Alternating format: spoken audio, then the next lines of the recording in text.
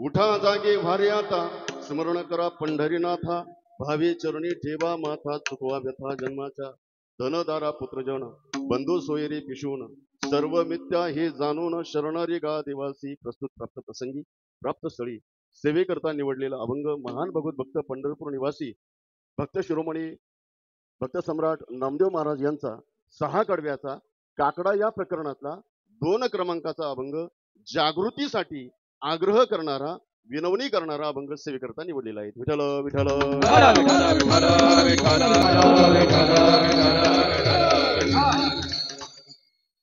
अभंग भक्त शिरोमणी नामदेव महाराज यांचा काकडा या प्रकरणातला आहे. 2 क्रमांकाचा अभंग आहे. या अभंगातून नामदेव महाराज जागृती करतात, जाग करतात. कोणाला जाग करतात? जाग त्यालाच केलं जातं का जो झोपलेला असतो. विठ्ठल विठ्ठल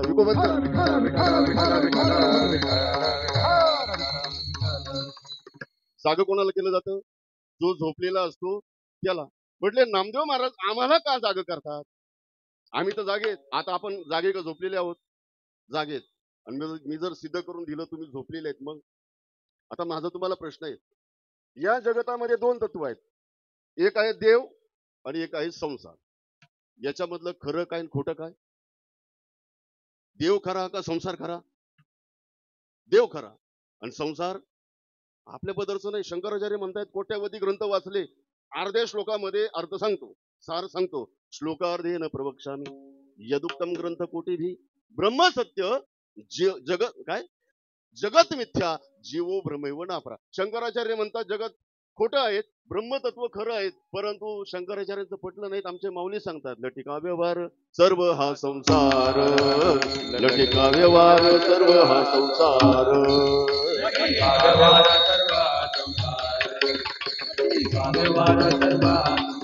ये वाया येर धार हरी वीणा, ये हरी उठे मना, हरी उठे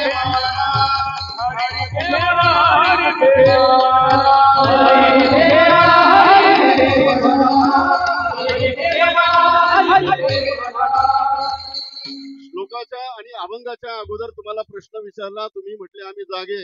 या जगतामध्ये 2 तत्व आहेत. एक आहे देव आणि एक आहे संसार. मी तुम्हाला प्रश्न असा विचारला, देव खरा की संसार? तुम्ही काय उत्तर दिलं? देव. बरोबर ना? मग आयुष्यातला तुमचा काळ देवाला जास्त का संसाराला? संसाराला. म्हणजे खऱ्याला का खोट्याला? मग तुम्ही जागे का झोपेल? म्हणजे याचा अर्थ आपण सगळे झोपलेले आहेत. अशा झोपणाऱ्यांना नामदेव महाराज जाग करतात. विठ्ठल विठ्ठल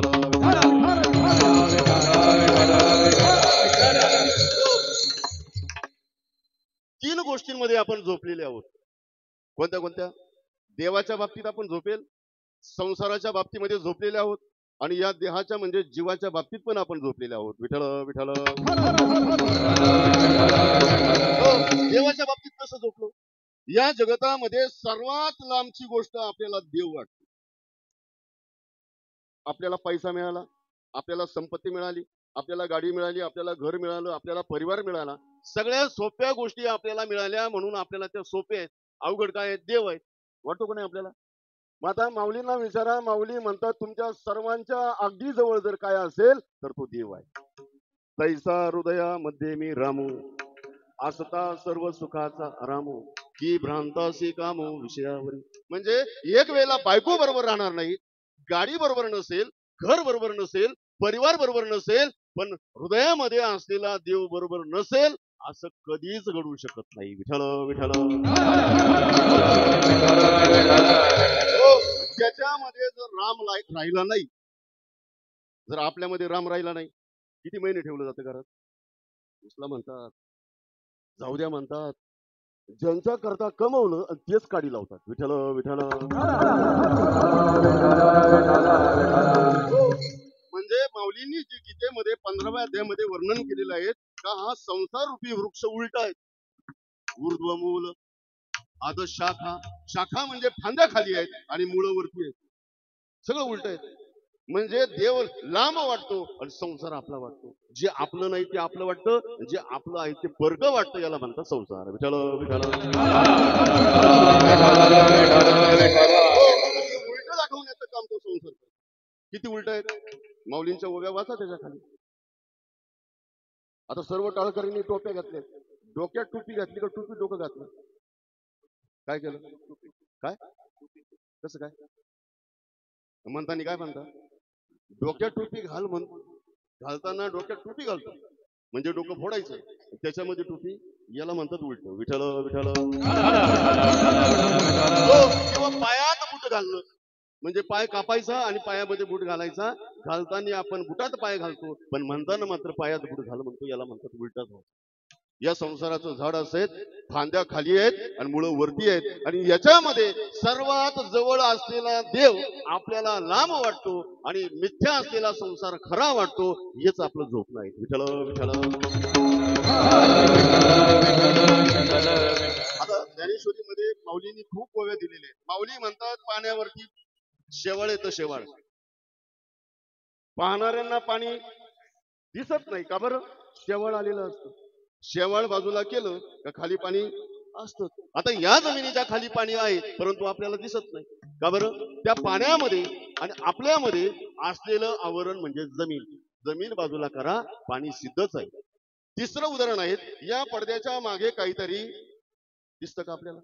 नाही दिसत, कारण त्या वस्तूमध्ये आपल्यामध्ये असलेलं आवरण म्हणजे ही भिंत किंवा हा पडदा आहे. तसा देव आणि जीव या दोघांच्या मध्ये देव आहेत, पण दोघांच्या मध्ये असलेला पडदा, दोघांच्या मध्ये असलेलं आवरण, त्या आवरणाचं नाव आहे संसार. विठ्ठल विठ्ठल.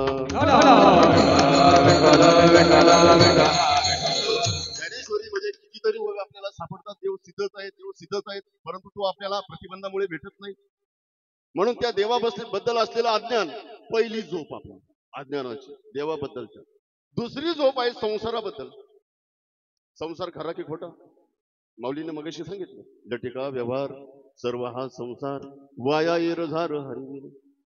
संसार खोटा, मग सोडायचा का? माऊली म्हणतात नाही असोनी संसारी.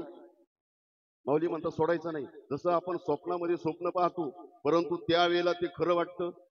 स्वप्नातून एकदा बाहेर आलो, स्वप्नेचे चैले जाईल, ज्ञानदेव म्हणे पाहता पाहिले, ज्ञानदेव म्हणे पाहता पाहिले, स्वप्नीचे चैले जाईल.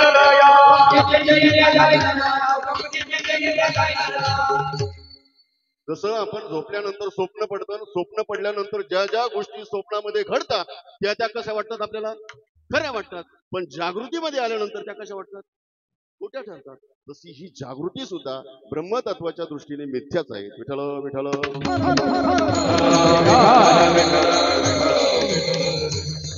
बऱ्याच दिवसानंतर दुसरा जनक राजा होता. जनक राजा, जनक राजा एकदा त्यांनी जेवण म्हणजे रोज जेवण करत होता, पण एकदा जेवण करून तो झोपला. झोपेमध्ये त्याला पडलं स्वप्न. एकनाथ महाराज भागवतामध्ये वर्णन करतात, राजा चक्रवर्ती निज मंदिरी, निजीला सुमन शेजेवरी. निजेला म्हणजे झोपला, पण झोपेमध्ये पडलं त्याला स्वप्न. काय स्वप्न पडलं? एका परकीय राजाने आक्रमण केलं आपल्या राज्यावरती आणि त्या जनक राजाला बंदिवान बनवलं आणि त्या जनक राजाला भीक मागायला लावलं नगरीमध्ये. पण नगरीमध्ये ज्याने आक्रमण केलं ना, त्या नगरीतल्या लोकांनी त्यांनी सांगून टाकलं, जो कोणी जनक राजाला भीक वाढेल त्याला फासावर दिलं जाईल, कोणी भीक वाढत नाही. तो जनक राजा गल्ली बोळातून ह्या घरी जाय त्या घरी जाय, मला भाकर द्या, अर्धा भाकरीचा तुकडा द्या. परंतु त्या जनक राजाला कोणी भाकरीचा तुकडा वाढत नव्हतं. जनक राजा विचार करतो, एकेकाळचा मी चक्रवर्ती राजा, लाखो सैनिकांना जेवण देणारा जनक राजा, आज आपल्याला कोणी भाकरीचा तुकडा वाढत नाही. डोळ्यामध्ये अश्रू येत आहेत, रडतोय जनक राजा. एवढा मोठा जनक राजा, आपल्याला भीक वाढत नाही कोणी, असं बघून डोळ्यामध्ये अश्रू येत आहेत, रडतोय. तेवढ्यामध्ये बाराचा टोल वाजतो. जाग येते, बघतो तर काय आपण जनक राजा राजशय्येवरती, गुलाबाच्या पाकळीवरती, गादीवरती झोपलेला जनक राजा. त्याने विचार केला, स्वप्नामध्ये भिकारी झालो हे खरं का आता जागृतीमध्ये राजा आहेत हे खरं? बरं भिकारी म्हणावं तर आता गादीवर आहेत, बरं गादीवर म्हणावं तर डोळ्याला पाणी आलेलं आहे. हे खरं की ते खरं? आणि पडला ना प्रश्न. राजाने विचार केला, आता या प्रश्नाचं उत्तर देण्याकरता सकाळ दरबार भरला का पंडितांना त्या प्रश्नाचं उत्तर विचारू.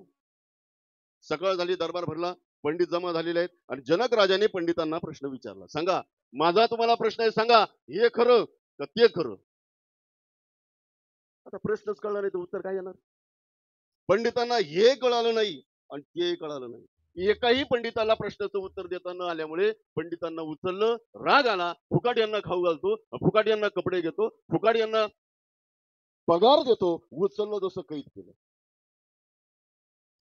दरबारातले संपले, नगरीतले बोलवले, नगरीतले संपले, राज्यातले बोलवले, परराज्यातले येऊ लागले. 1 महिना झाला, परंतु जनक राजाच्या प्रश्नाचं उत्तर सुटेना. प्रश्न होता, हे खरं की ते खरं. एक दिवस त्याच नगरीमधला एक 8 वर्षाचा मुलगा नदीवर स्नानाला गेला. काही मुलांनी त्याला बुडवलं. एक मुलगा म्हटला, नका रे, त्याला वडील नाही, त्याला बाप नाही, त्याला बुडू नका. असं म्हटल्यानंतर तो घरी आला, पळत पळत रडत आईला विचारला, आई मला बाप नाही, मला वडील नाहीत. आईने सांगितलं, बाळा तुला वडील आहेत, तुला बाप आहेत, मग कुठे आहेत? असं म्हटल्यानंतर आईने सांगितलं, जनक राजाच्या प्रश्नाचं उत्तर द्यायला गेली. पण जनक राजाचा प्रश्नच असा आहे का तुझा बापच नाही. राज्यातले, नगरीतले, परराज्यातले सुद्धा पंडितांना प्रश्न कळाला नाही. परिणाम सर्वचे सर्व कैद केले. त्या मुलाने सांगितलं, आई घाबरू नको, माझ्या बापाला नाही, सगळ्या पंडितांना सोडून आणतो, मला आशीर्वाद दे. आईचं दर्शन घेतलं, निघाला. सामान्य मुलगा नव्हता. काय नाव होतं त्याचं? अष्टवक्र नाव होतं. अष्टवक्र का बरं? 8 ठिकाणी वाकडा होता. का बरं 8 ठिकाणी वाकडा होता? बाप ज्योतिषशास्त्रातले तज्ञ होते. रात्रभर गणित सोडत होते, गणित सुटत नव्हतं. आईच्या गर्भामध्ये होता, आतून बापाच्या प्रश्नाचं उत्तर दिलं. उत्तर बरोबर होतं, पण मुलाने बापाला सांगितलं, मुलाने बापाला शिकवलं. हा न्यायामध्ये हे बसत. बापाला राग आला, आईच्या गर्भावरती लात मारली, तो गर्भ 8 ठिकाणी वाकडा झाला. विठ्ठल विठ्ठल.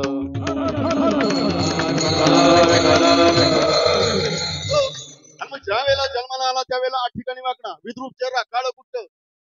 मग त्याचं चाललंय तसंच. आईचं दर्शन घेतलं आणि दरबाराकडे निघाला. दरबार भरलेला होता. दररोज परराज्यातले पंडित प्रश्नाचं उत्तर द्यायला येत होते. ज्या वेळेला तो अष्टवक्र चालत होता आणि दरबारामध्ये पोहोचला, खतखत दरबार हसू लागला त्याला पाहून. त्याचं चालणं, त्याचा चेहरा. दरबार हसत होता, यात नवल नाही, जनक राजा हसू लागला. त्याने पाहिलं, दरबारातले पंडित हसतायत, सेनापती हसतायत, सेवक हसतायत, आणि साक्षात जनक राजा हसतो. तोही हसायला लागला. कोण? अष्टवक्र. जनक राजाने विचार केला, हे पंडित हसतायत बरोबर आहे, मी हसतो बरोबर आहे, पण तू का हसतो? म्हणून त्याला 4 प्रश्न विचारले. तू कोण? कुठून आला? का आला? आणि हसतोस का? विठ्ठल विठ्ठल. त्याने उलटी उत्तर दिली. मी कोण आहे, कुठून आलो, का आला हे नंतर सांगतो, पण मी का हसतो याचं पहिलं उत्तर आहे का? मी कानाने ऐकलं होतं, मी डोळ्याने वाचलं होतं, काने ग्रंथामध्ये वर्णन आहेत. जनक राजाचा दरबार हा पंडितांचा दरबार असं कानाने ऐकलं होतं. कीर्तनामध्ये, भागवतामध्ये, रामायणामध्ये. म्हटले मग मला इथं एकही पंडित दिसत नाही. म्हटले मग हे कोण आहेत? हे पंडित नाही, हे चांभार आहेत. विठ्ठल विठ्ठल. म्हटलं असं का बोलतो तू? म्हटले बरोबर आहे. मी दरबारामध्ये आल्यानंतर हसण्याचं कारण काय? म्हटले तुला पाहून. मला पाहून म्हणजे या स्वरूपाकडे पाहून असले तुम्ही? म्हटले हो. म्हणजे तुम्ही या चमड्याची परीक्षा घेतली? म्हटले हो. मग चमड्याची परीक्षा घेणारे ते चांभार असतात. मग मात्र दरबार दचकला. माझं नाव अष्टवक्र आहे, याच नगरीतला आहेत, माझ्या बापाला नाही, सगळ्या पंडितांना सोडवण्याकरता मी इथं आलो. बोला तुमचा प्रश्न काय? आता त्याचा प्रश्न ठरलेला होता राजाचा. हे खरं की एका सेकंदात उत्तर दिलं. जसं हे तसंच ते. विठ्ठल विठ्ठल. दरबारातल्या पंडितांना प्रश्नही कळाला नाही आणि उत्तर सुद्धा तुमच्यासारखं. तुम्हाला कळालं असेल, ऐकलं असेल कुठे. विठ्ठल विठ्ठल. जनक राजाचा प्रश्न होता, हे खरं की ते खरं. अष्टवक्राचं उत्तर होतं जसं हे. कारण काही काही प्रश्न असे आहेत तर त्याला उत्तर तसंच द्यावं लागतं. तसं जर दिलं नाही तर ते उत्तरच ठरत नाही. आम्ही कीर्तनामध्ये विनोदाने सांगत असतो का,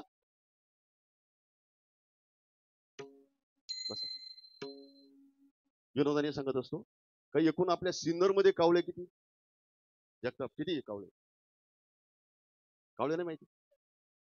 कावळे किती? संख्या किती? तुम्ही दावे करता? मग कावळे किती या प्रश्नाला उत्तर नाही का? संख्या आहेच ना. काही का असेल ना, पण संख्या असेल. एकदा बिरबलाने अकबराला बरेच उत्तर दिली होती. अकबराने प्रश्न विचारला बिरबला, एवढा जर हुशार आहे, सांग आपल्या नगरीमध्ये कावळे किती? एका सेकंदात उत्तर दिलं, 432. अकबर म्हणला, का रे तू मोजायला गेला होता? म्हटले महाराज मी उत्तर दिलंय. म्हटले मग जास्त भरले तर?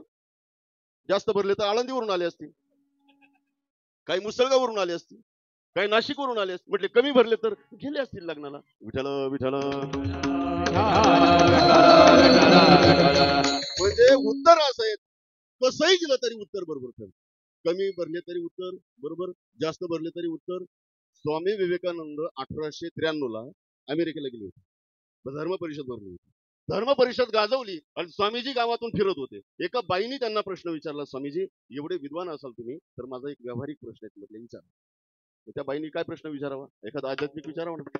तिनं प्रश्न विचारला, स्वामीजी माझ्या हातामध्ये दोऱ्याची गुंडी आहेत, गोधडी शिवायची दोरा जो असतो ना, ती गुंडी स्वामीजींना सांगितलं बाईनी, माझ्या हातामध्ये दोऱ्याची गुंडी आहेत, याचं अचूक उत्तर सांगा, अचूक अंतर सांगा.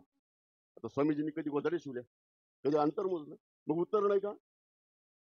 प्रत्येक प्रश्नाला उत्तर आहेत, परंतु स्वामीजींनी अंतर मोजलेलं नव्हतं, परंतु अचूक उत्तर द्यायचं होतं. बाई या प्रश्नाचं उत्तर एकच आहे, डबल कर, त्याच्या निमपट नक्की आहे. विठ्ठल विठ्ठल.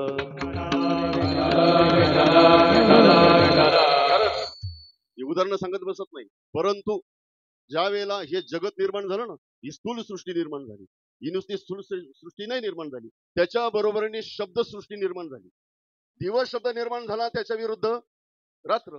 पुरुष शब्द निर्माण झाला, त्याच्या विरुद्ध पुण्य शब्द निर्माण झाला, त्याच्या विरुद्ध प्रश्न शब्द निर्माण झाला, त्याच्या विरुद्ध.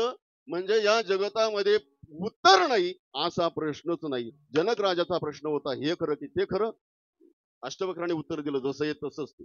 प्रश्नही कळला नाही, उत्तरही कळलं. जनक राजाने विचारलं, अरे बाळा मग सांग, जसं आहे तसं ते म्हणजे काय? म्हटले मग तुम्ही सांगा, हे खरं की ते खरं म्हणजे काय? जनक राजाला सांगावं लागलं, ही म्हणजे जागृती आणि ते म्हणजे स्वप्न. सांग आता, हे खरं की ते खरं? अष्टवक्राने सांगितलं, मी दिलेलं उत्तरच बरोबर आहे, जसं हे तसंच ते. जागृती जशी ब्रह्मतत्वाच्या दृष्टीने, आत्मबोधाच्या दृष्टीने जागृती मिथ्या आहेत, तसं स्वप्न सुद्धा जागृतीमध्ये आल्यानंतर मिथ्या आहेत. स्वप्न जागृतीमध्ये आल्यावर मिथ्या आहेत आणि जीवाला आत्मबोध झाल्यानंतर ती जागृती सुद्धा मिथ्या आहे. जसं हे तसंच ते. विठ्ठल विठ्ठल. हो, पहिलं देवाबद्दलचं अज्ञान, पहिली देवाबद्दलची झोप, त्याच्यामधून जागृती होणं महत्वाचं आहे. त्याच्यानंतर संसार, या हा संसार एवढा अज्ञानीने भरलेला आहे. आता आम्हाला विचारसागर नावाचा बरेचसे विद्यार्थी आहेत, गुरुबंधू आहेत. विचारसागर नावाच्या ग्रंथामध्ये ते मृगजळाचे उदाहरणं सांगितली जातात. एवढं पळतं, एवढं दुपारचं ते खातं, चारा खातं खातं तहान लागते आणि मग त्याला तहान लागल्यानंतर पाणी प्यायचं असतं. पाणी पिण्याकरता तो पाणी बघतो, परंतु कुठंच पाणी नाही, परंतु लांब त्याला पाणी दिसतं. कोणतं पाणी असतं ते? उन्हाच्या झळाया, तापलेली जमीन, उन्हाचा कडाका आणि त्याच्यामध्ये झळाया दिसतात. हरणाला वाटलं हेच पाणी आहे आणि त्या पाण्याच्या मागे हरिण पळतं. जसं हरिण पळतं तसं पाणी पुढं पळतं, जसं हरिण पळतं तसं पाणी पुढं पळतं. हरिण पळतच राहतं आणि पळता पळता खऱ्या पाण्याची पाठ लागतात. हरिण काय करतं? खऱ्या पाण्यावरून उडी मारतं आणि कोणाच्या मागे धावतं? कोणाचं सांगतो? तुम्ही अजून जंगलातच आहे का? विठ्ठल विठ्ठल.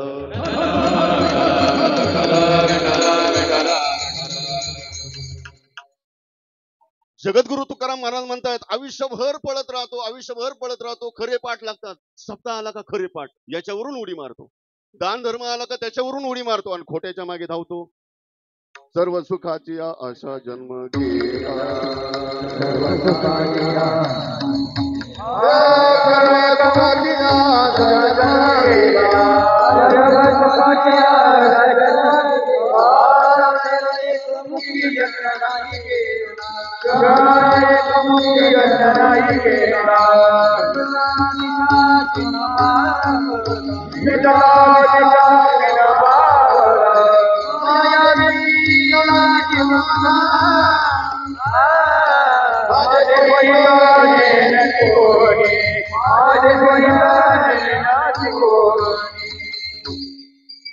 विचारसागर नावाच्या ग्रंथामध्ये अनेक उदाहरणं.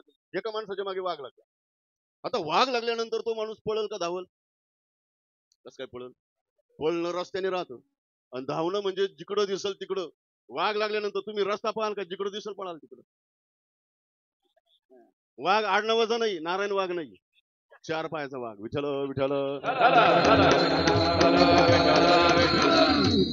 वाघ लागल्यानंतर माणूस धावू लागला, एवढा धावत राहिला, धावता धावता तो एका विहिरीमध्ये, विहिरीला पाणी नव्हतं, परंतु पडता पडता त्याचं भाग्य चांगलं होतं. त्या विहिरीच्या तीरावरती विहिरीच्या तीरावरती एक वडाचं झाड होतं. त्याच्या पारुंब्या विहिरीमध्ये लोंबकळत होतं. पडता पडता त्यांनी पटकन पारुंब्या पकडल्या आणि विहिरीत मध्ये पडण्यापासून तो वाचला. आता विचार करतो, विहिरीमध्ये पडलो असतो तर मेलो असतो. किती खोल आहेत, किती पाणी आहेत, म्हणून त्याने खाली डोकावलं. पाण्याचा थेंब नाही, पण 3.5 वेटोळे घालून एक नाग फणा काढून त्याच्याकडे पाहत होता. याने विचार केला, बरं झालं पडलो नाही. पडलो असतो सर्पदंश झाला असता, नागाने दंश केला असता, आपला मृत्यू झाला असता. बरं झालं खाली पडलो नाही. आता हळूहळू वरती चढावं, तर वरती बघतो तर वरती काय नाही ना, वरती वाघ होता. 2 पंजावर कठड्यावर बसलेला वाघ हा कधी वर येतो म्हणून त्याची वाट पाहत होता. त्याच्याबरोबर तुम्ही होते काय? विठ्ठल विठ्ठल.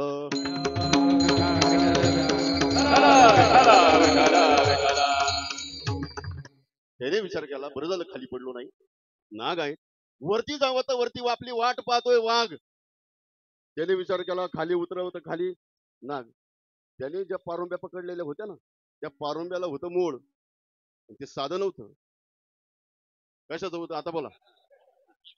तुमची विहीर होती काय? विठ्ठल विठ्ठल. त्या पारुंब्याला आग्यामुळे होतं आणि त्यांनी त्या पारुंब्या पकडल्यामुळे हल्लं ते. आता हल्ल्यामुळे ते उठलं आणि उठल्या उठल्या बिना घेतला हरिपाठ. काय केलं त्यांनी? चावायला सुरुवात.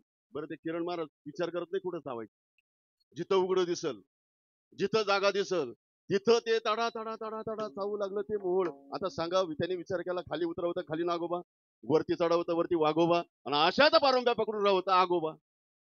किती दुःख आहेत, एवढं दुःख आहेत जीवनामध्ये. याच्या पलीकडं दुःखच नाही. पण अशा दुःखामध्ये त्या मोळाच्या पोळीमधून एक मधाचा थेंब निसटला, याच्या ओठावरती पडला आणि त्याने तो चाटला. कसा लागला? गोड लागला. म्हणतो कसा, मध किती गोड आहे. अरे गाढवा, खाली दुःख आहेत, वर दुःख आहेत, मधी दुःख आहेत, आणि तरी सुद्धा म्हणतो मध किती गोड आहेत. हे कोणाचं सांगतो? अजून तुम्ही विहिरीतच आहे का? निघावर विठ्ठल विठ्ठल.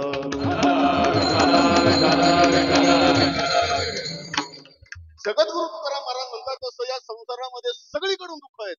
दुःख बांधवडी आहे हा संसार, दुःख बांधवडी आहे हा संसार, दुःखाचा विचार नाही कोणी, दुःखाचा विचार नाही कोणी, दुःखाचा विचार नाही कोणी, दुःखाचा विचार नाही कोणी. दुःख बांधवडी आहे हा संसार, दुःख बांधवडी आहे हा संसार, दुःख बांधवडी आहे हा संसार.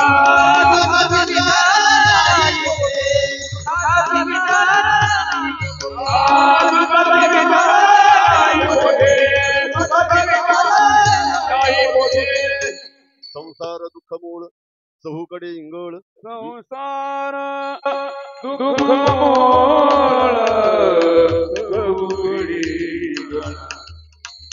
संसार दुःख मूळ, चहूकडे इंगळ. विश्रांती नाही कोणी,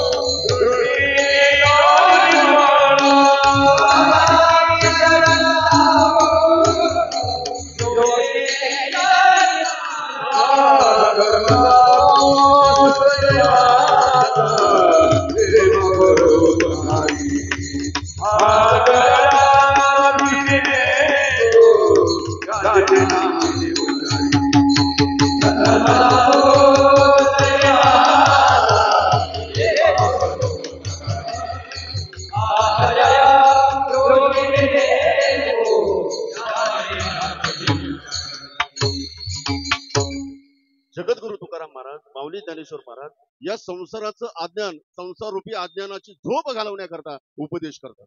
कितीतरी उपदेश केले. मला ब्रह्मसूत्र नावाचा ग्रंथ होता आचार्य या परीक्षेला.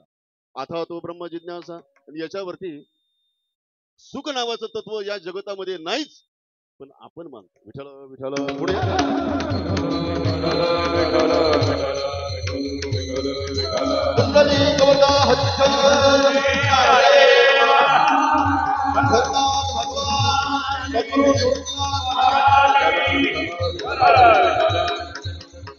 एवढा अज्ञानाने भरलेला संसार आणि त्याच्यामध्ये आपण झोपेल. किती अज्ञान, किती अज्ञान. मुळात जे नाहीच त्याच्याच मागे आपण धावतो. या जगतामध्ये सुख तत्व नाहीच आणि त्याच्याच मागे आपण धावतो. म्हटले मग शंकराचार्यांना प्रश्न विचारला, मग जे होतं त्याला काय म्हणतात? कारण शंकराचार्य म्हणतात या जगतामध्ये सुख नाहीच. म्हटलं गाडी घेतल्यानंतर काय होतं? म्हटले तू त्याला सुख म्हणतो, ते सुख नाही. 12 वर्षानंतर झालेला मुलगा, तुला सुख होतं, तुला सुख वाटतं, पण ते सुख नाही. बंगला बांधल्यानंतर सुख होतं, अरे ते सुख नाही, त्याला तू सुख म्हणतो. विठ्ठल विठ्ठल. शास्त्रीय सिद्धांत असा आहे, पहिल्यापासून जे सुख देईल मरेपर्यंत त्याला खरं सुख. या जगतामध्ये मुलापासून जर सुख मानलं तर मरेपर्यंत जायला पाहिजे का नाही? मुलगा झाल्यानंतर 5 किलो पेढे वाटणारा माणूस नंतर शिव्या देतो मुलाला, लात मारून घराच्या बाहेर काढलं जातं. घरापासून होणारं सुख ज्या वेळेला घराच्या बाहेर काढलं जातं त्यावेळेला त्याला दुःख होतं. गाडी घेतल्यानंतर आनंद होतो, पण त्या गाडीचा ऍक्सिडेंट झाल्यानंतर दुःख होतं. या जगतामध्ये सुख मिळणारी वस्तू या जगतामध्ये नाहीच, याचाच अर्थ सुखच नाही. विठ्ठल विठ्ठल. या जगतामध्ये सुख नाहीच. आता बऱ्याच वेळेला दृष्टांत सांगितले, पुन्हा तेच मुंबईमध्ये कुटुंब राहत होते, बरेच 12 वर्ष झाले पुत्र संततीने. पण आता मुंबईमध्ये म्हटल्यानंतर 10 बाय 10ची खोली, त्याच्यामध्येच बाथरूम, त्याच्यामध्येच कपाट, त्याच्यामध्येच किचन, त्याच्यामध्येच सगळं. चप्पल काढायला सुद्धा घरामध्ये जागा नाही, एवढं भरगच्च 10 बाय 10ची खोली नवरा बायको राहतो. एक दिवस जेवण झालं, नवरा बायको पलंगावरती बसले, का हो आपल्याला 12 वर्षापासून देवाने मुलगा दिला नाही, देवाने चांगलंच केलं ना? म्हटले का बरं? समजा मुलगा झाला असतं तर आपलीच झोपायची पंचायत, त्याला कुठे ठेवलं असतं? नवरा म्हटलं मग त्याच्यामध्ये काय एवढं? किती असती जागा? दैवयोगाने जर मुलगाच झाला असता, किती असती? तू थोडं तिकडं सरक, मी थोडा इकडं सरक, पण का हो एकाला झाली असती, पण जुळे झाले, मग त्याच्यामध्ये काय एवढं? तू थोडं तिकडं सरक आणि मी थोडा इकडं सरक, तर पलंगाला चांगली हाईट होती. भाऊ जसा पलंगावरून सरकायला गेला, बदनवता आवाज, खाट दिशी आवाज आला. विठ्ठल विठ्ठल.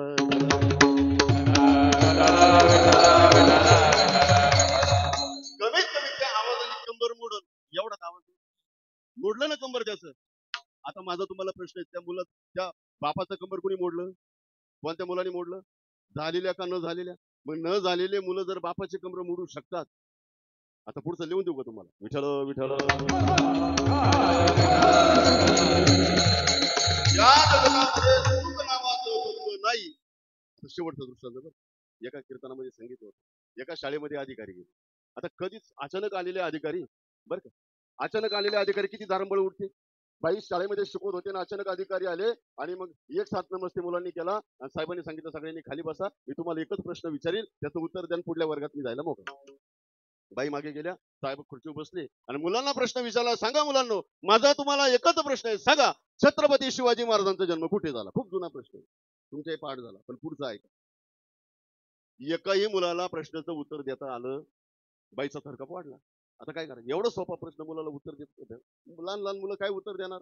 बाईच्या डोक्यामध्ये कल्पना आली. बाईने सांगितलं मुलांनो, बाजूला होती बाई, खुणवलं मुलांना, इकडं पहा, कमरेला चाव्या होत्या किल्ल्या कपाटाच्या घरच्या, त्या किल्ल्या मुलांना दाखवल्या, परंतु एकाही मुलाचं लक्ष गेलं नाही. शेवटच्या बेंचवरच्या एका मुलाचं लक्ष गेलं की आपली बाई आपल्याला कमराच्या किल्ल्या दाखवते. त्या मुलाच्या लक्षामध्ये आलं, त्यांनी वर बोट केलं, साहेब तुमच्या प्रश्नाचं उत्तर मी देतो, सांगा तुमचा प्रश्न. साहेबांनी विचारलं, सांग छत्रपती शिवाजी महाराजांचा जन्म कुठे झाला? त्याने उत्तर दिलं, महाराज साहेब छत्रपती शिवाजी महाराजांचा जन्म किल्ल्यावर झाला.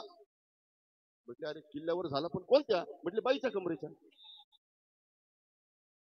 मग त्याला जवळ बोलवलं, इकडे जवळ, आणि मग त्याला तिकडून जवळ बोलवलं, चांगला हाताच्या अंतरावर, तुला बाईंनी हे शिकवलं?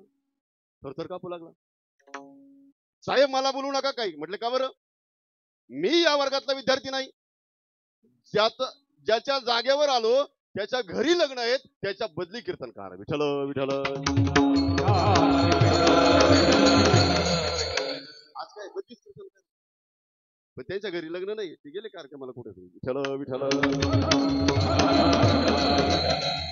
साहेब म्हटले तू या वर्गातला विद्यार्थी नाही, त्याला दिलं सोडून, बाईला समोर घेतलं. बाई, एवढा मोठा शिक्षण मंडळाचा गोंधळ, मुलगा तुझ्या वर्गातला नाही. बाईचा थरकाप आणखी वाढला. म्हटले साहेब मला पण बोलू नका. म्हटले का बरं? मी पण या वर्गाची शिक्षिका. मग तो डोक्यालाच हात लावला. तू पण या वर्गाची शिक्षिका नाही? म्हटले नाही. म्हटले मग आमचे मिस्टर हे शिक्षक आहेत इथं. पण ते गेले बाजारला, दळण होतं, भाजीपाला घ्यायचा होता. मग या मुलांना सांभाळायला कोणी नाही म्हणून इथं साहेबांनी कपाळाला हात लावला. बाई, एवढा मोठा शिक्षण मंडळाचा गोंधळ, विद्यार्थी खोटा, शिक्षक खोटा. समजा आज जर खरोखरचाच अधिकारी आला असता, मी पण त्याच्या जागेवर आलो. विठ्ठल विठ्ठल.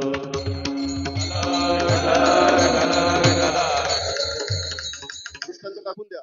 विद्यार्थी खोटा, शिक्षक खोटा, अधिकारी खोटा, संसार खोटा, संसारातल्या वस्तू खोट्या, आणि त्या खोट्या असणाऱ्या वस्तूंपासून होणारं सुख सुद्धा खोटं म्हणून लटिका व्यवहार. सर्व हा संसार, या संसाराचं अज्ञान, आणि त्या अज्ञान रूपी झोपेमध्ये झोपलेला जीव, त्याला नामदेव महाराज जागे करतात. विठ्ठल विठ्ठल. तीन मुद्दे मांडले होते. देवाबद्दलची झोप, संसाराबद्दलची झोप, आता राहिली देहाबद्दलची झोप. देह म्हणजे काय? आपण काय करतो? देहालाच मी म्हणतो. देह मी आहे का? नाही ना. शास्त्रामध्ये असं वर्णन केलेलं आहे. आता तो श्लोक, विठ्ठल विठ्ठल विठ्ठल. उदाहरणार्थ आपला पाय मोडला. पाय मोडल्यानंतर आपण काय म्हणतो? माझा पाय मोडला. हात मोडल्यानंतर काय म्हणतो? माझा हात मोडला. डोकं फुटल्यानंतर काय म्हणतो? माझं डोकं फुटलं. का मी डोकं फुटलं म्हणतो? का मी हात मोडलं म्हणतो? का मी पाय मोडलं म्हणतो? नाही, माझा म्हणतो. ज्या अर्थी समोरची गाडी माझी आहे, गाडी वेगळी आहे, मी वेगळा आहे, तसा माझा हात, माझं डोकं, माझं पाय, मग मी कोण? मग त्या मीचा शोध आपण लावला पाहिजे. मीचा शोध तुकाराम महाराजांनी लावला. मी वासुदेव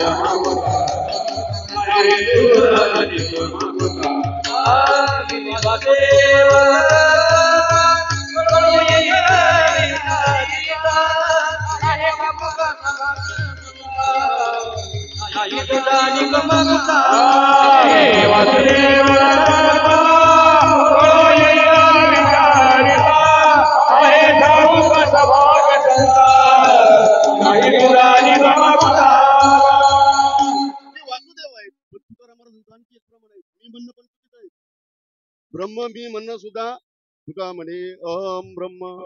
तुका म्हणे अहम ब्रह्म. आड येऊन ब्रह्म, आड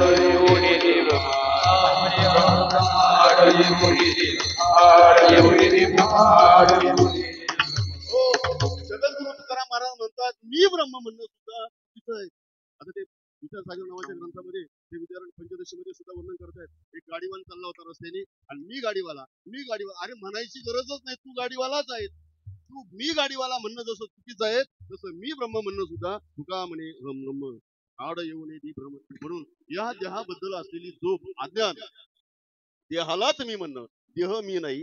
देह नोहे मी सरे उरलावरे विठ्ठल, उरलावरे विठ्ठल, उरलावरे विठ्ठल.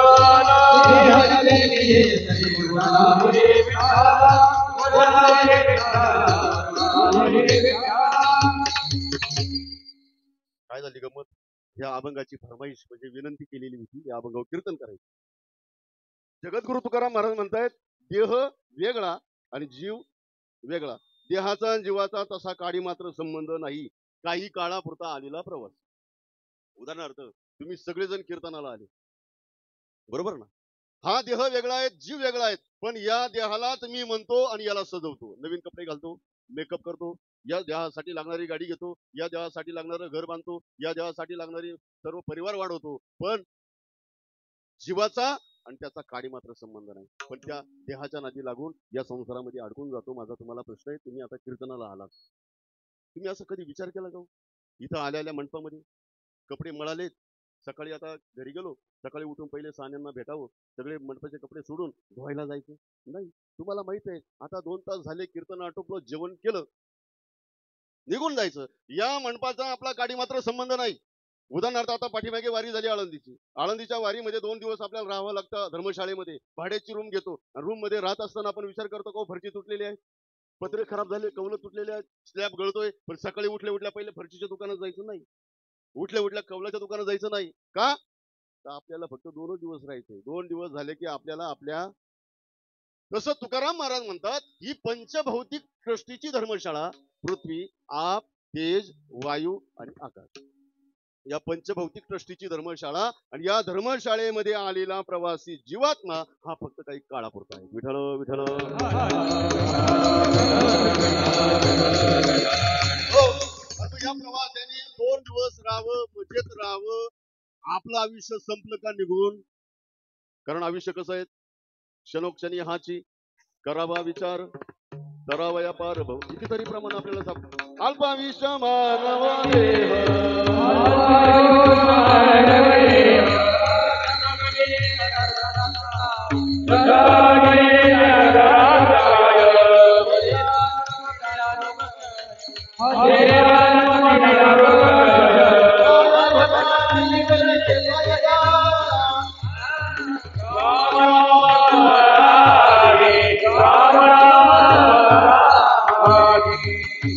आयुष्य अल्प आहे.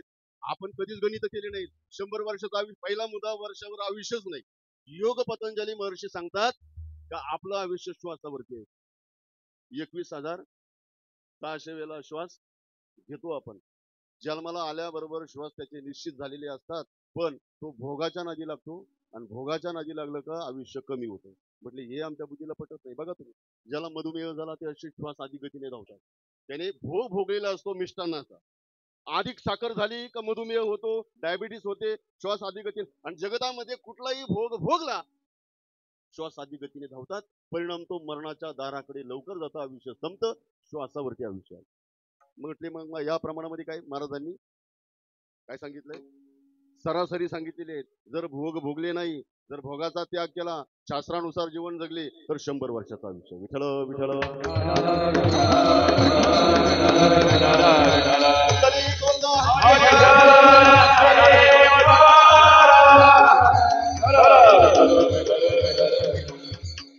काय चालू होतं, कीर्तन तर चालूच होतं, विषय काय चालू होता,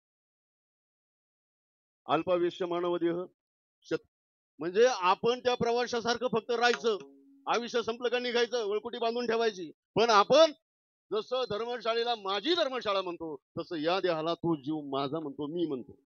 तुकाराम महाराज म्हणतात जे माझं नाही त्याला माझं म्हटलं का दुःख. ज्ञानेश्वरीमध्ये माऊली लिहितात, मी आणि माझी ऐशी आठवण, विसरले जायचे अंतःकरण, पारता तो संन्याशी जाणं, निरंतर दुःख होण्याला एकमेव कारण आहेत. मुक्त होता परी बळे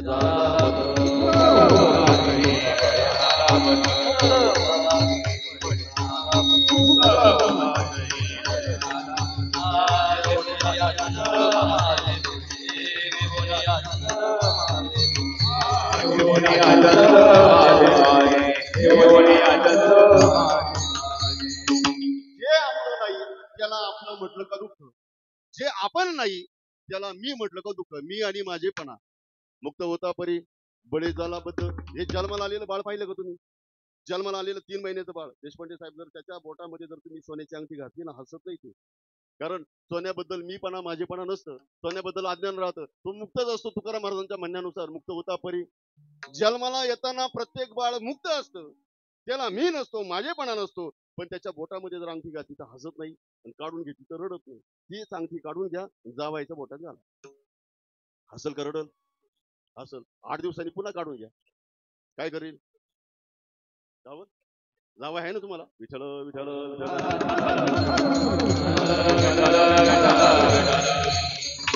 जावयाच्या बोटात घातलेली अंगठी जर घातली काढून घेतली तर दुःख होतं, पण लहान बाळाच्या बोटामध्ये अंगठी घातली काय आणि काढून घेतली काय तर रडत नाही का, मी आणि माझे पण.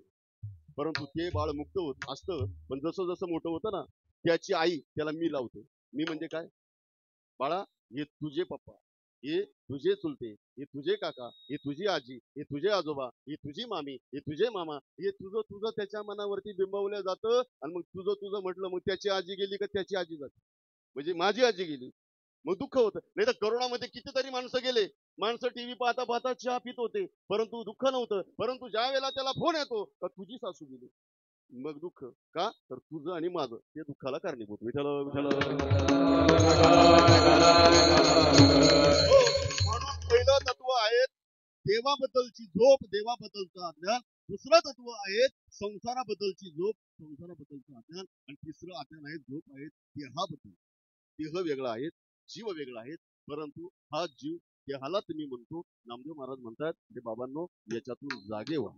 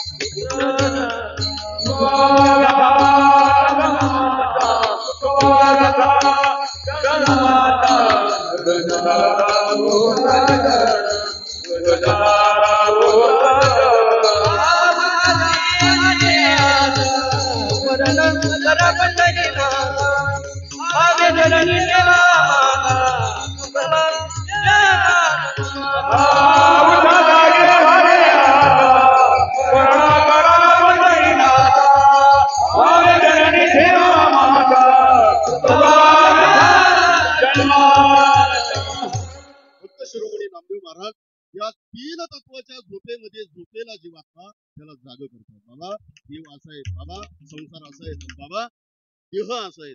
या सर्व झोपेतून जागा हो. उठा जागी व्हारे आता. आता बरं का, आम्हाला पहिल्या वर्षाला व्याकरण शिकवलं गेलं. आता शब्द कशामध्ये मोडतो? वर्तमान कालवाचक. आणि हा शब्द कुठे येत नाही. माऊलींना विचारा, ज्ञानेश्वरी लिहित असताना माऊली हा शब्द व्याकरणामध्ये अशा ठिकाणी येतो, एक विषयाचा शेवट, दुसऱ्या विषयाची सुरुवात आणि दोघांच्या मध्ये आता शब्द येतो. हे तुकाराम महाराजांना प्रश्न विचारला, महाराज एवढं दुःख तुमच्या जीवनामध्ये, परंतु तुमच्या जीवनामध्ये तुमच्या चेहऱ्यावर एवढं सुख का? तुकाराम महाराज म्हणतात त्याच्यासाठी यासाठी केला होता टस, शेवटचा दिवस गोड बाबा, एक विषय संपला. आता दुसऱ्या विषयाची सुरुवात करायची, त्यावेळेला तुकाराम महाराज आता शब्द वापरतात. आता निश्चिंतीने पाऊल. आता हे जर नाही कळलं, ज्ञानेश्वरी मध्ये या. ज्ञानेश्वर महाराजांनी एक विषय संपवला, दुसऱ्या विषयाची सुरुवात. ज्ञानेश्वरी ग्रंथ लिहून पूर्ण केला. लिहून पूर्ण केल्यानंतर एक विषय संपला. आता सद्गुरू निवृत्तीनाथ महाराजांकडे दान मागायचं. कोणता शब्द वापरला? आता विश्वात येणे म्हणजे आता शब्द कुठं येत नाही. नामदेव महाराजांनी आता शब्द का वापरला? आता शब्द वापरण्याचं नामदेव महाराजांचं एकच कारण आहे का बाबा आता हा जन्म भेटला मनुष्याचा. जर तुला 84चा फेरा चुकवायचा असेल तर आता जागा हो. विठ्ठल विठ्ठल.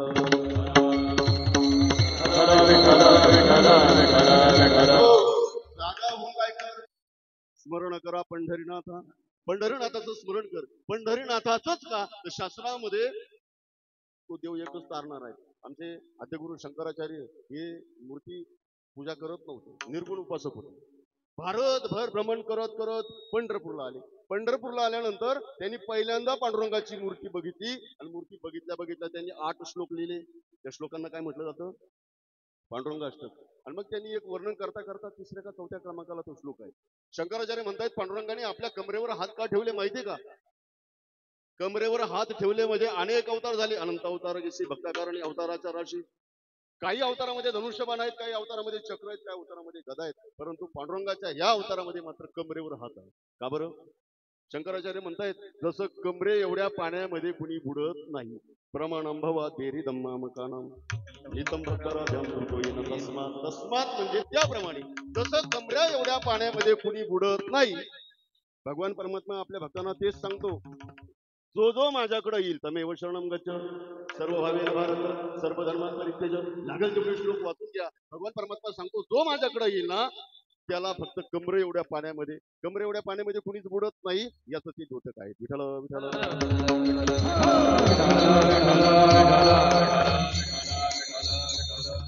म्हणून पंढरपूरला भगवान परमात्मा उठा जागे भारी आता स्मरण करा पंढरीनाथा भावे चरणी ठेवा. तिथं गेल्यानंतर भावाने स्मरण केलं पाहिजे. चरणावर माथा ठेवली पाहिजे. तेच चुकतं आपल्याकडे.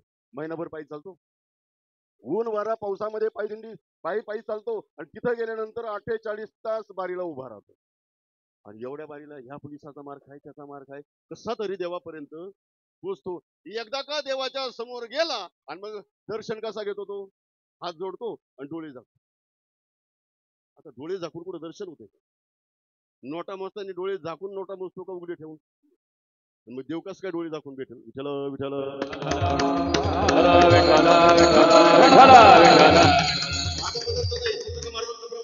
पांडुरंगाचं दर्शन घेताना उघडे डोळे ठेवूनच केलं पाहिजे, कारण त्याचे परिणाम आहे का? तुका म्हणे डोळा विठू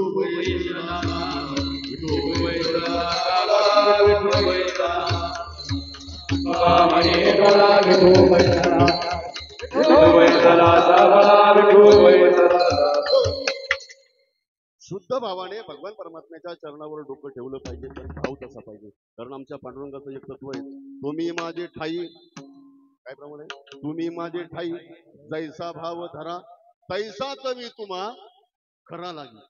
देवाच्या बाबतीत तसंच आहे. तुमचा भाव खोटा, देव तुम्हाला शेवटचा दृष्टांत सांगू. एक जण गेलं पंढरपूर, कधीच न जाणार, पण बायकोनी पाठवलं जा पंढरपूरला जा. आता बायकोनी पाठवलेलं किती छान राहत. बायकोनी 500 रुपये दिले, 200 रुपये इकडून जायला, 200 रुपये तिकडून यायला, 100 रुपये हिशोबात पैसे दिले आणि गेलं पंढरपूरला. गेल्यानंतर भरपूर फिरलं, सगळं व्यवस्थित झालं, दर्शन झालं, खरेदी वगैरे झाली, सगळं झालं. आता फक्त भाड्यापुरते पैसे राहिले, 10 रुपये त्याच्याजवळ शिल्लक राहिले. पण 10 रुपये असे होते 5-5 रुपयाचे 2 ठोकले. त्याच्यामधला एक ठोकला चोपडा खोटा. आणि तो आल्यानंतर त्याला टेन्शन आलं, आता हे 5 रुपये कसे दाखवायचे बायको? जर बायकोनी हिशोब मागितला आणि हे खोटे 5 रुपये जर बायकोनी पाहिले तर मग मात्र आपली काय कळेल. आता हे 5 रुपये कुठेतरी हिशोबात दाखवले पाहिजे, कुठेतरी खर्च केले पाहिजे. म्हणून चहावाल्याकडे जाय चालत नाही, वडावाल्याकडे जाय चालत नाही, पेपरवाले सगळं पाहिलं, पंढरपूर पालथं केलं, परंतु त्याचे 5 रुपये चालले. तसाच जड पावलाने गाडीमध्ये बसताना गाडी निघाली. नाशिक गाडीमध्ये बसून गाडी निघाली, नगरला आली. नगरला आल्यानंतर त्याने विचार केला, चहावाल्याला देऊन पाहू, वड्यावाल्याला देऊन पाहू, आमक्याला देऊन पाहू, परंतु कोणी त्याचे 5 रुपये घेतले. त्यांनी एक युक्ती चालवली, एक काम करू, गाडीनं बेल दिली, गाडी निघाली, पटकन पेपरवाल्याला हाक मारायची, एका हातामध्ये पेपर आणि एका हातामध्ये पैसे, गाडी निघून जायची.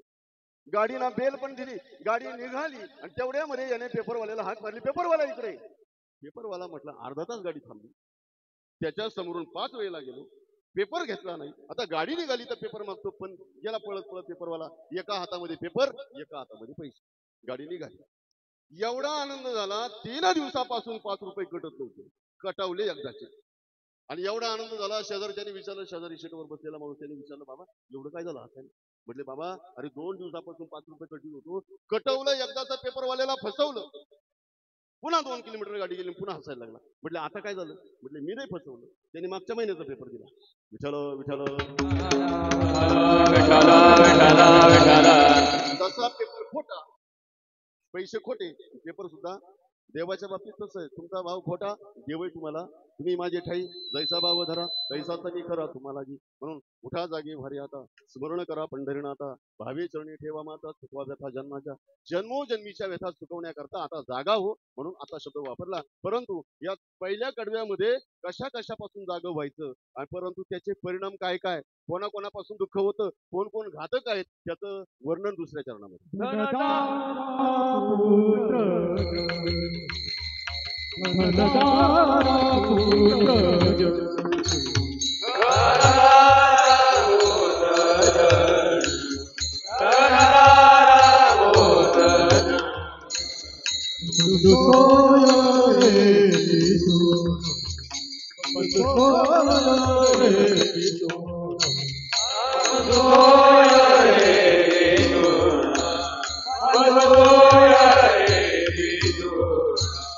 सर्व मिथ्या हे जाणून सर्व मिथ्या हे जाणून सर्व मिथ्या हे जाणून सर्व मिथ्या हे जाणून जगदगी भाव देवासी देवासी जगदगी भाव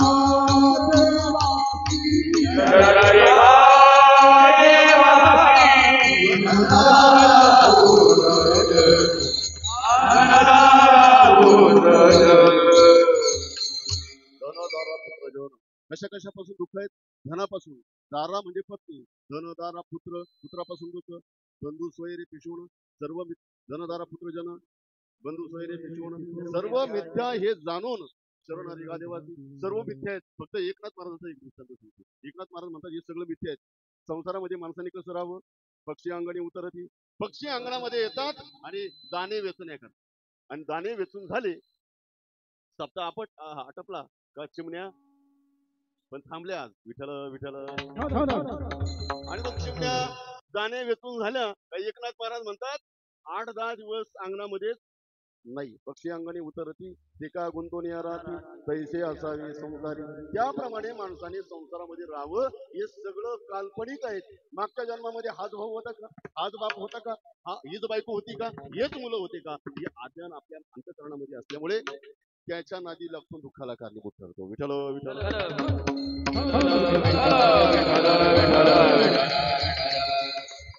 आणि पहिला जाता जाता त्या धनदारा पुत्र जन, बंधू सोयरे पिशवण, सर्व मिथ्या हे जाणून शरणरी गादिवासी. चला पुढे.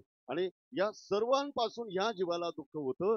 या वस्तूंपासून, या तत्वांपासून सावध हो असे नामदेव महाराज सांगतात. म्हणजे का हो, हे दुःख होण्याला मूळ कारण काय? मूळ एक कारण आहेत अभंगाचं 3रं चरण.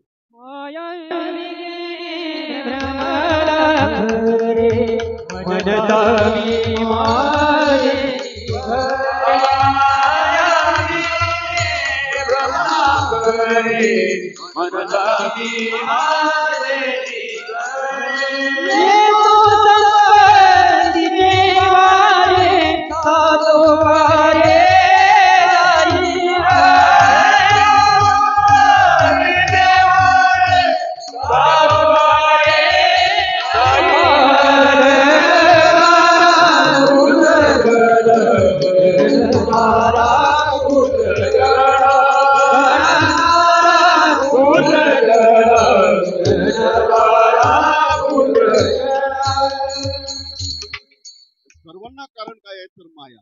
माया म्हणजे काय? माया ऐका बरं का, माया या शब्दाचा अर्थ सरळ सरळ जर काढला शास्त्रानुसार, माया 2 अक्षरांनी शब्द तयार झाला. एक लक्ष द्या. माया म्हणजे काय? मा म्हणजे नाही आणि या म्हणजे जी. जी नाही तिला माया म्हणतात. विठ्ठल विठ्ठल. आपल्याला पीडा देते. माया विघ्ने भ्रमला खरी. आणि भ्रम या जगतामध्ये निर्माण करते. जे आपलं नाही ते आपलं दाखवते, जे आपलं ते झाकते, यालाच माया म्हणतात. आणि मग ती माया कारणीभूत आहेत. म्हणता मी माझेनी खरे येतो संपत्तीचे वारे सासूकारी जाईन. आणि अशा अवस्थेमध्ये एक गोष्ट जरूर लक्षात ठेवली पाहिजे. आयुष्य कमी आहेत. आयुष्य जात आहे पा काळ जपत सेमा सोयीताचा घोरवा ध्यानिरा श्रीहरीचा. हे जर तुमच्या बुद्धीनं जर होत नसेल, तर तुमच्यामध्ये बळ नसेल, तर एकाची संगत करा. संत संगती संत चरण भाव धरा जनोक्षणी नामस्मरा मुक्ती सायुज्यता बरा. ह्याची करा. आजार घालवण्याकरता आजाराचं औषधही दिलं जातं आणि त्याचे पथ्य सांगितले जातात, त्याचे नियमही सांगितले जातात. आणि मग एवढं करून जर कोणी ऐकलं नाही, मुलगा जर दारू प्यायचं जर ऐकत नसेल तर बाप त्याला समजावून सांगतो. समजावून ऐकत नसेल तर त्याला मारलं जातं. मारूनही ऐकत नसेल तर शेवटचा एक पर्याय त्याच्या पाया पडतो स्वतःचा बाप. नामदेव महाराज म्हणतात बाबांनो एवढं जागा करण्याचा प्रयत्न करतो. एवढं करून जर तुम्ही ऐकत नसेल तर तुमच्या चरणावर लोटांगण घालतो. तुम्हाला विनंती करतो अभंगाचं शेवटचं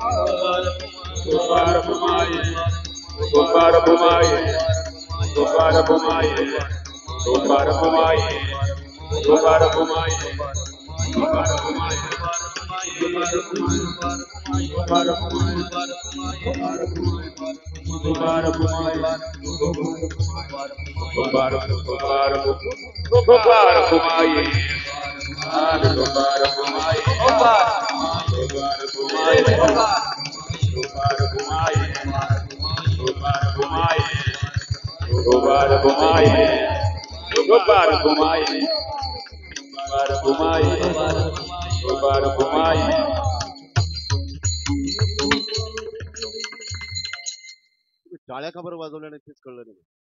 कीर्तनामध्ये आल्यानंतर जर टाळी वाजवली नाही तर त्या कीर्तनाचा महिमा आहे, त्या कीर्तनाचं पुण्य पदरात पडत नाही. एक महत्वाचा मुद्दा आहे. दुसरा मुद्दा आहे, कीर्तनामध्ये जर टाळी वाजवली तर आपल्याकडून घडणारी अज्ञात पाप निघून जातात. हा टाळीचा महिमा आहे. आणि तिसरा महिमा जर सांगायचा ठरला, वाळवंटामध्ये नामदेव महाराजांचं कीर्तन चालू होतं. नामदेव महाराजांनी सांगितलं सगळ्यांनी हात वर करा, आणि तुम्ही नका करू, कीर्तनात सांगितलं. आणि मग सर्वांनी हात वर केले आणि टाळी वाजू लागली. टाळी वाजवता वाजवता त्याच्यामध्ये एकाला हात नव्हते, गोरोबा काका. तसेच थोटे हात गोरोबा काका एकावर एक आदळू लागले. हात नव्हते, बोट नव्हते, पंजा नव्हता, थोटे हात एकमेकावर एक आदळू लागले. परिणाम आहे का, गोरा थोटा भजन करी आणि कर फुटले वरच्या. हात नसलेले कीर्तनामध्ये जर वाजवले, नसलेले हात येतात. कीर्तनामध्ये हात असून जर टाळी वाजवली नाही, पुढची जबाबदारी आपली नाही. विठ्ठल विठ्ठल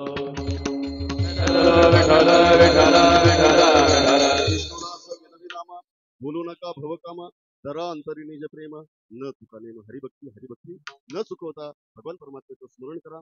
नामदेव महाराज शेवटच्या चरणामध्ये विनंती करून पाया पडून आपल्याला सांगतात, लागून या पाया विनितो तुम्हाला, करे टाळी बोला मुखी नाम, असा संदेश नामदेव महाराजांनी आपल्यापर्यंत पोहोचवला. आणि या अभंगावर चिंतन करण्याचा थोडका प्रयत्न केला. खर तर या अभंगावर कीर्तन करतीच नाही, की राऊत बाबा असतील, आमचे मोठमोठे विद्वान करतात. पण आपलं कुठंतरी प्रयत्न करायचा आणि त्या अभंगाची सेवा करायची, हा एक उद्देश डोळ्यासमोर ठेवून अभंगावर चिंतन करण्याचा प्रयत्न केला. निवृत्ती नामदेव